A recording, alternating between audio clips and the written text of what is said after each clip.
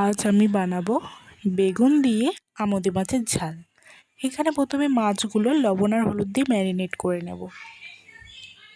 এখানে ম্যারিনেট হয়ে গেলে বেগুন আর আলু পেঁয়াজ কেটে নিয়েছি।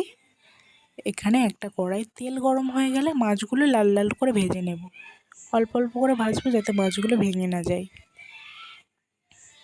একটা কড়াই তেল গরম হয়ে গেলে কালো জিরে দেব, দিয়ে পেঁয়াজ কুচি দেব। পেঁয়াজ কুচিগুলো লাল লাল করে একটু ভেজে নেব। লাল লাল করে ভাজা হয়ে গেলে এখানে সরু সরু করে কাটা আলু দিয়ে দেব লবণ ও টমেটো দেব, দিয়ে 1 চামচ আদা জিরে বাটা ও রসুন বাটা দেব, দিয়ে কাঁচা লঙ্কা দেব। একটু জল দিয়ে অল্প কষানো হলে বেগুনটা দিয়ে দেব। এখানে জলটা কষানো হয়ে গেছে আমার, দিয়ে ফুটে উঠলে মাছগুলো ঝোলের মধ্যে দিয়ে দেবো।